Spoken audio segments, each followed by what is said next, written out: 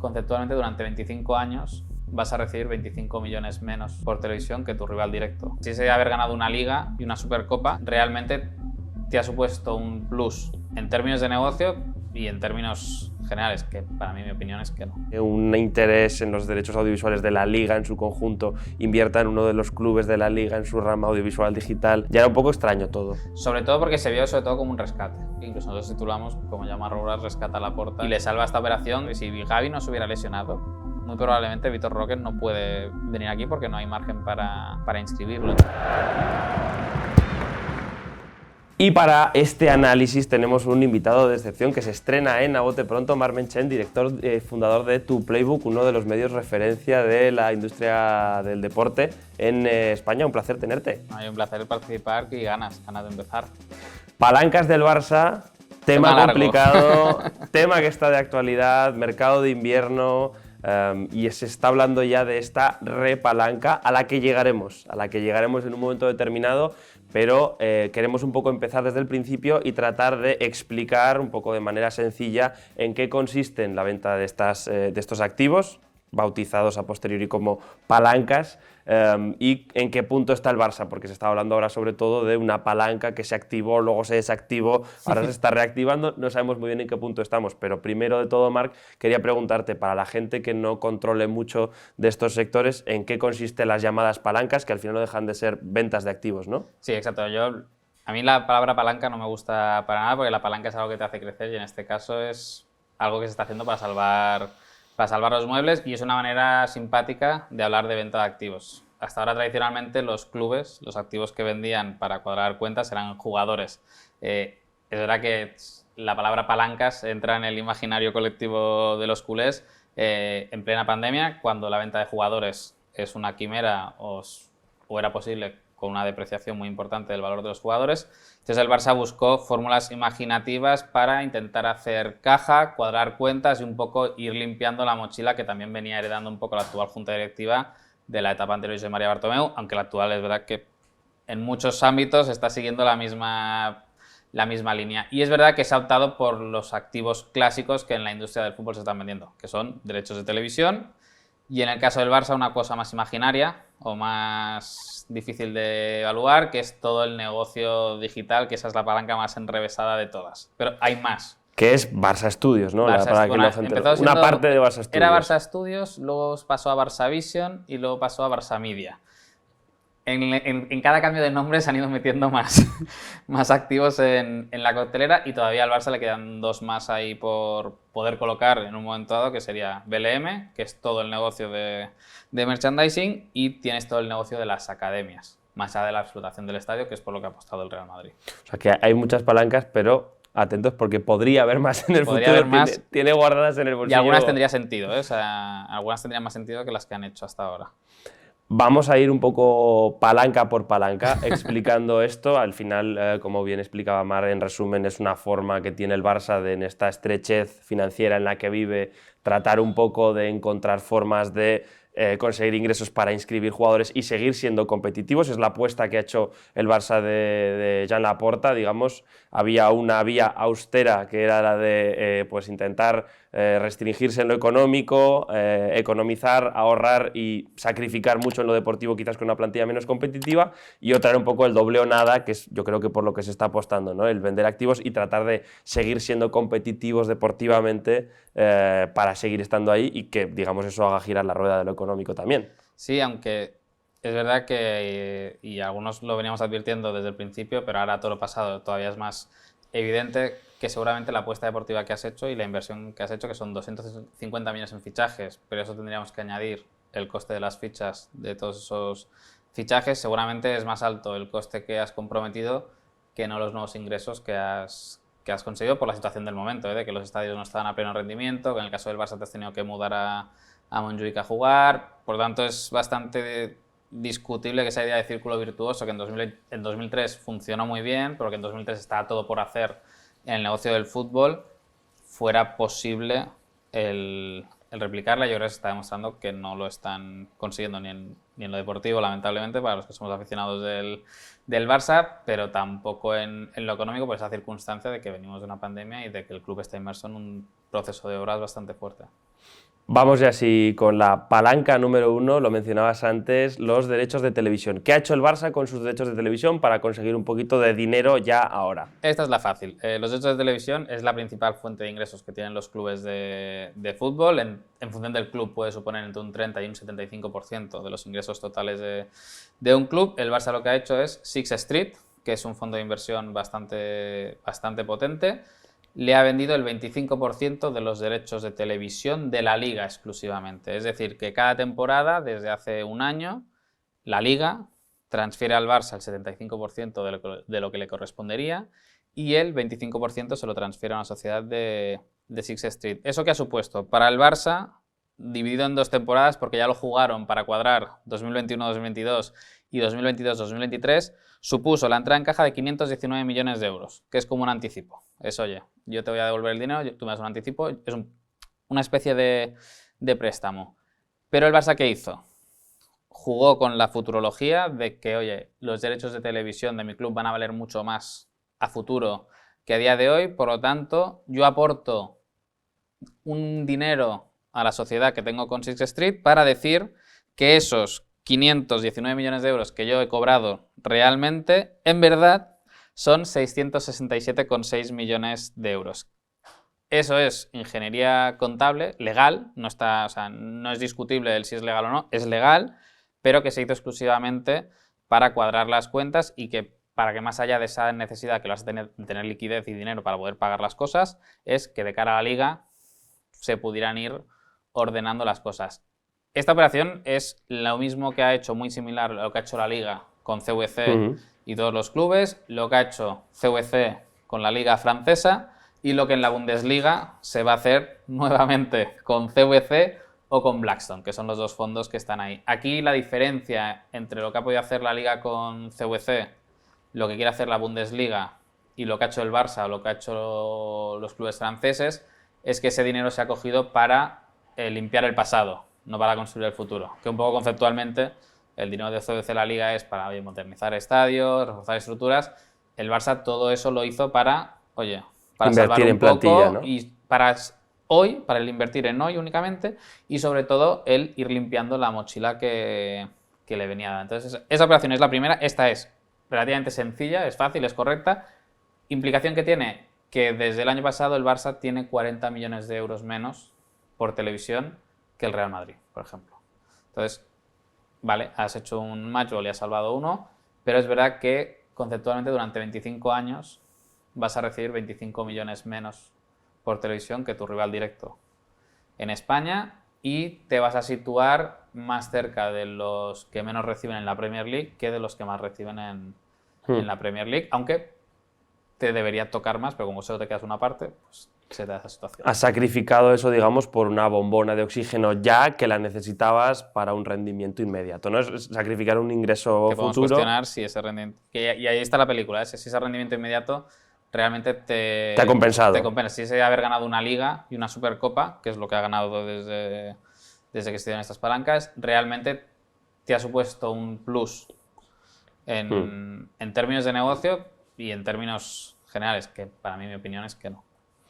Segunda de las palancas, hemos explicado. Esta era la sencilla, esta es la difícil. Esta era la fácil. La que hemos explicado era la fácil. Y ahora vamos ya con la complicada, que tiene que ver con esa venta de Barça Studios, Barça Vision, Barça Media, que se llaman de manera diferente, pero son lo mismo. Empecemos porque, Marc, hay un brazo audiovisual del Barça que hace pues producciones audiovisuales y también tiene una rama digital que tiene que ver con este mundo de NFTs y cuestiones más estrictamente digitales. Pero por ahí van los tiros de lo que es, digamos, Barça Studios, Barça Vision, Barça Media, ¿no? Exacto, nos tenemos que ir al 2021, que es cuando se empieza a trabajar en la idea de Barça Studios, que si nos acordamos todos era el boom de los NFT, de que la gente pagaba millonadas por un gatito en un cromo digital. La NBA, que fue la más rápida de todas, sí que hizo un gran negocio con eso y el Barça dice, oye, vamos a aprovechar que hay un hype muy alto de la generación de contenidos, industria del deporte, mundo digital, para,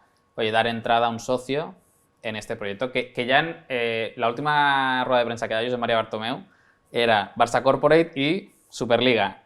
Y ya en 2020 el Barça ya estaba trabajando en vender en paquete lo que hemos hablado, oye, parte de televisión, merchandising, las academias y toda la parte de estudios. Entonces, ahí el proyecto era muy chulo, o sea, porque realmente es, oye, somos una productora de contenidos, te vendo mi empresa audiovisual, pero poco a poco han ido metiendo lo que tú dices, NFTs, el equipo de eSports, ya en la última operación ya metían la organización de conciertos en el Camp Nou como parte de Barça Media and Entertainment, podríamos añadir, pero aquí lo rocambolesco y lo complicado es cómo ha ido evolucionando, quién invertía, si pagaba, no pagaba y qué implicaciones ha tenido eso frente a la liga. Realmente tenemos que irnos al verano en el que se ficha Jules Koundé y compañía para realmente ver el inicio de esta venta de Barça Studios, ¿no? En un primer momento llegan a última hora dos socios que son los que inicialmente activan esta palanca, que por un lado tenemos a socios.com, valga la redundancia, y a Orpheus Media, que realmente es una empresa que representa los intereses de Jaume Roures en este caso. Sí, es el verano que el Barça hace una apuesta decidida a nivel deportivo. Ya se sabía que esa operación se estaba cociendo, básicamente porque el Barça, para hacer todas estas operaciones, tiene que pedir permiso a la Asamblea de Compromisarios. Por lo tanto, el Barça sí que tenía el mandato de la Asamblea a explorar la venta del 49% en ese momento de Barça Studios. Se encuentran dos inversores, socios.com, que es el primero que firma y que pone 100 millones, y que es verdad que como inversor tenía cierto sentido, porque si hablamos de negocio audiovisual digital, socios.com ya es el patrocinador del Barça en todo el tema tokens, NFTs, y es un patrocinador que paga 15 millones al año al Barça y que además, NFTs y tal. Además es una empresa que, digamos, tiene sentido que invierta en esa rama del Barça porque es su expertise. Era muy coherente, era su core de negocio, oye, me meto aquí. Pero faltaban otros 100. No solo para poder vender el 49, sino sobre todo para tener el margen salarial suficiente para poder inscribir a los jugadores y que la liga te lo aceptara. Se está negociando con un fondo en Miami y yo me acuerdo que pues esto se hizo un domingo, creo recordar. El sábado todavía era el fondo de Miami con el que se firmaba. Eso se cae. El día de autos, porque empezaba ya la liga, era un jueves, perdón, porque el fin de semana empezaba la liga. El día de antes de poder hacer las convocatorias y las inscripciones, aparece Orpheus Media, sociedad de Jaume Roures, que compromete los otros 100 millones. Por lo tanto, y es verdad que aquí el Barça lo juega bien, oye, no están firmados los datos, no da tiempo a estructurarlo todo, pero es verdad que frente a la liga, oye, contrato Jaume Roures, socio de MediaPro nuestro partner visual, oye, le damos cierta veracidad a la relación. Que ahí, por cierto, también se habló poco de que, un poco extraño a nivel conflicto de interés también, el hecho de que alguien que tiene un interés en los derechos audiovisuales de la liga en su conjunto invierta en uno de los clubes de la liga en su rama audiovisual digital, ya era un poco extraño todo. Yo creo que el estadio está más extendido. Es verdad que creo porque la imbricación entre franquicias y competiciones es más estrecha. Aquí, que es verdad que la trinchera va a la orden del día, es verdad que se vio como un momento raro, sobre todo porque se vio sobre todo como un rescate. O sea, y de hecho yo creo recordar que incluso nosotros titulamos como Jaume Roures rescata a Laporta y le salva esta operación que se estaba cayendo y que realmente el Barça no llega a inscribir, y creo recordar que se había dicho en medios que había jugadores que tenían una cláusula que si no quedan inscritos para la primera jornada se podían marchar, por lo tanto ahí estás un poco contra la espada de la pared. Laporta lo salva muy bien. El problema, que luego aparece que esos 100 millones no se desembolsan directamente, sino que se establece un calendario de pagos. Sí que tanto socios como Jaume Roures desembolsan 10 millones cada uno, por lo tanto, oye, parece ser que se han desembolsado 10. Oye, pues el resto llegarán. Van a ir cumpliendo. El problema es que llega el primer vencimiento, que era en el junio del 23, y no se produce el desembolso. Aquí ya vienen los dimes y diretes de socios y Jaume Roures diciendo, oye, aquí no hemos incumplido nada, está todo acordado con el club, y puede ser que se hubiera acordado un cambio en los plazos, pero es verdad que a ojos de la liga es en plan, no me gusta lo que me estás contando, yo te acepté esto para inscribir a jugadores, tú has jugado toda la temporada con jugadores inscritos en base a una operación que ahora me estás diciendo que no te están pagando. Claro, porque el Barça hay que explicar que, digamos, hizo esa venta por 100 millones de euros 200 millones en total, 200 en total, pero no recibió los 200, sino que recibió un 20. pago por adelantado de 10 y 10 de cada uno de los socios y sobre todo la promesa, y que esto no era ilegal, sino que al final es la garantía que Es un necesitaba la calendario de liga. pagos, yo te voy a pagar en tantos plazos, Yo te hay prometo que te contratos. pagaré en tanto, en tanto, en tanto. Problema, que llega el primer pago inmediatamente después al inicial y no se paga. Con un agravante, que igual que hemos comentado antes, que Sixth Street paga una cifra y el Barça se apunta a una mucho mayor, con Barça Studios, Vision Media, vuelven a repetir la jugada. Oye, yo he vendido el 49% por 200 millones, si yo tengo el 51%, eso quiere decir que esta participación que yo tengo son 208 millones de euros. Pues me voy a dar un ingreso contable, porque no es dinero que me entre a mí, de 208 millones. Con eso salvas nuevamente las cuentas del 22-23, que se te habían desviado nuevamente en la parte del gasto deportivo, solucionas toda la parte de patrimonio, que es un tema muy técnico, de patrimonio neto negativo, pero que a efectos de temas de bancos, de límite salarial, pues era una cosa a resolver que era urgente. ¿Cuál es el problema que hoy tenemos? Que nuevamente en verano, porque el Barça es de operaciones estivales, encuentra a dos inversores, un fondo chipriota cuya identidad real todavía hoy desconocemos, pero es el que está cumpliendo y el que ha pagado su parte, y luego un fondo que se llama Libero, que sale de la nada, que lo único que sabemos de él es que Peter Kenyon, un ex ejecutivo del fútbol inglés muy reconocido y muy reputado, En Chelsea, está por ahí detrás, Mm. que pone 40 millones para comprar sobre todo una parte de la inversión que tenía que hacer Jaume Roures.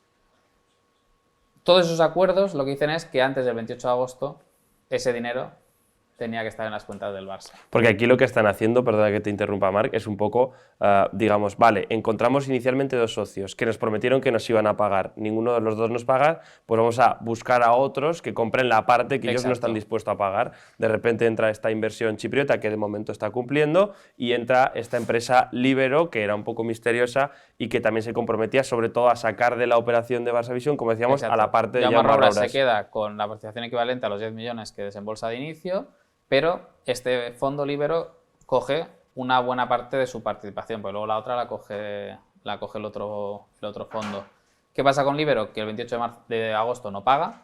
Cosa que hay que decir que ya podía haber un poco la sospecha inicialmente, porque cuando se anuncia que es Libero quien entra en la operación, ya mucha gente dice, hey, estamos revisando las últimas cuentas de la empresa, no tienen dinero. Nos acordamos de ir a la bolsa de Frankfurt, porque es donde cotizan, y los 40 millones que ponían era el equivalente a todo el capital social que tenía ese fondo, que aparte empezaba a llamarse Libero en ese mismo mes, o sea, hasta ahora tenía otro nombre. Ahora, hoy, toda esa gente que hizo la operación de Barça Studios ya no está en Libero, han cambiado, o sea, Peter Kenyon sigue como asesor, pero ahora hay otras personas al frente de ese fondo, y ya la evidencia de que Libero no va a pagar, porque en su momento se nos desmintió lo del 28 de agosto, aunque salían los papeles del Nasdaq.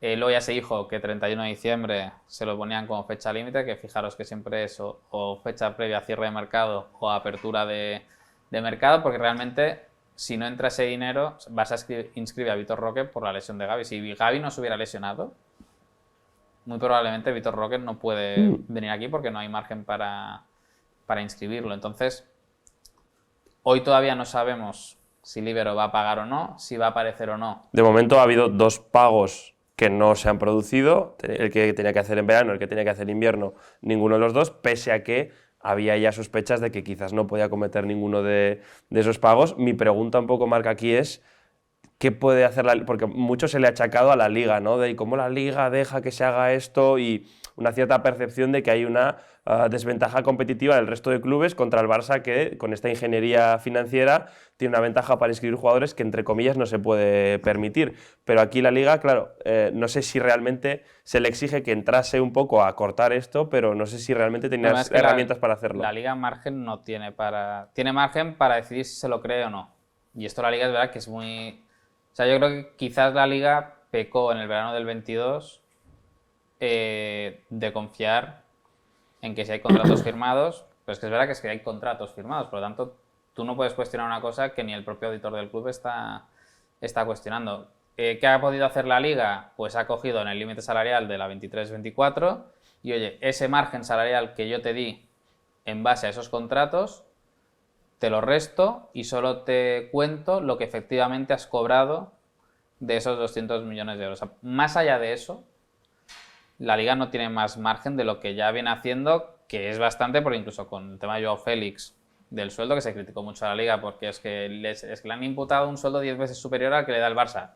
A los 3 meses se comprobó que ya había un bonus en el contrato de Joao Félix de automáticamente subirle el sueldo. O sea, ahí realmente hay muy poco margen, porque al final es el auditor del club y esto tendremos que verlo esta temporada, porque el Barça, si sale muy mal esto, y yo espero que no por el bien de la institución, ya no es solo que el auditor te pueda decir, oye, estos X millones que no has cobrado de este acuerdo te lo tienes que dar como una pérdida porque es dinero que no vas a cobrar y tú ya te lo has dado como un ingreso, pero es más, oye, si la evidencia es que hoy Barça Vision ya no vale los 400 millones que tú te diste y que por lo tanto te diste un ingreso de 208 millones en base a esa valoración que decías que el mercado le daba a esta compañía, es que eso lo tienes que deteriorar y por lo tanto es una pérdida y por lo tanto va en contra, o sea, para el aficionado, ¿esto que implica? Que el límite salarial de la 24-25, que ya sería la siguiente,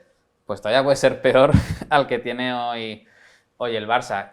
Y aquí yo creo que hay 3 puntos para el Barça. El tema económico que estamos hablando, el impacto que puede tener en la parte deportiva, pero también el impacto reputacional de esta, ya no solo con tus pares dentro de la liga, sino a nivel institucional en el mercado de financiación y de inversores, porque recordemos que este verano toda esta operación del Ibero y del fondo chipriota implicaba una salida a bolsa de la leche en el Nasdaq de una valoración de 1.000 millones de euros, que ostras, qué pepinazo. Para los que no tenemos ni idea de esto, mientras todo esto se está produciendo, las palancas, las repalancas, que a día de hoy la conclusión a la que llegamos es que no se sabe qué va a pasar. Con esta no, con esta segunda no. Se dijo, y esto es relativamente evidente, que fue una filtración un poco interesada por parte de Entorno Barça, de que se iba a denunciar al Ibero porque no pagaba, salió a través de F. También se iba a denunciar lo de la due diligence. Claro, pero esto es una información que se dijo, el Barça denuncia, no, el Barça dice que va a denunciar, pero la denuncia no está puesta, entonces todavía no sabe qué va a pasar, pero mientras se hacían las repalancas, el Barça planteaba una salida a bolsa.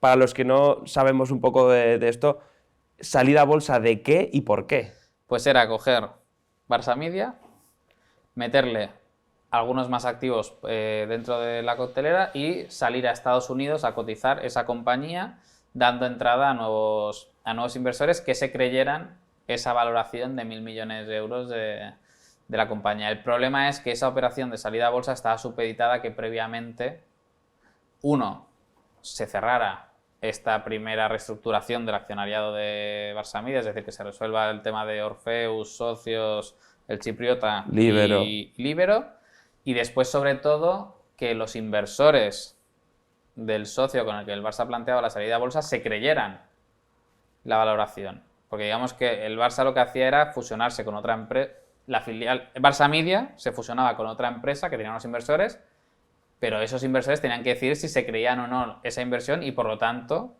aprobar o no esa operación. El problema es que eso, que tenía que estar cerrado más o menos casi que ya, está parado a la espera de que se resuelva el tema de quién es accionista y quién no en Barça Media. Porque digamos que enseñaron la patita en la bolsa de Estados Unidos. Una presentación estupenda. A ver si a alguien le interesa. A día de hoy, la realidad es que esa operación no ha despertado demasiado interés como para una salida a bolsa, que, por ejemplo, por recordar el mundo fútbol, el Manchester United está en la bolsa de Nueva York. Ya es una operación que se ha hecho en otras ocasiones. No sería el Barça como tal, sino un brazo del Barça. Pero aquí lo curioso es que, claro, el problema es que si no estás resolviendo un tema de inversores a una valoración de 400 millones, ¿cómo quieres plantearte una de 1.000 millones? Y sobre todo que conceptualmente es una operación que hubiera tenido mucho sentido, y está todo lo pasado, sí que es ventajista, yo creo que aquí el club no tiene culpa, hubiera tenido mucho sentido en el 2021, que es cuando había el hype de los NFTs, de los eSports, de las docuseries y demás. Ahora ya está un poco todo trillado, o sea, tenemos docuseries para aburrir, el tema de los NFTs ha pasado a mejor vida como pelotazo, o sea, yo creo que como concepto de producto, cualquiera que nos guste el fútbol, entretener cromos en papel, que es verdad que yo sigo siendo partidario del cromo Panini, que no el coleccionable digital, pero es verdad que tiene sentido como fuente de ingresos, pero que no va a ser lo que muchos esperaban que fuese. Entonces ya un poco esa expectativa yo creo que hoy es más baja de lo que era en su momento y a mí me parece muy difícil que salga y ojalá que sí, pues sería un pelotazo interesante. Veremos qué es lo que opta por hacer el Barça, esperemos que haya sido un vídeo explicativo y que más o menos ya os ubiquéis con respecto a cómo está el Barça a nivel financiero y con esas palancas. Y muchas gracias, Marc, por venir a explicarnos, a instruirnos en este tema y nos vemos como siempre en el próximo vídeo. Un placer.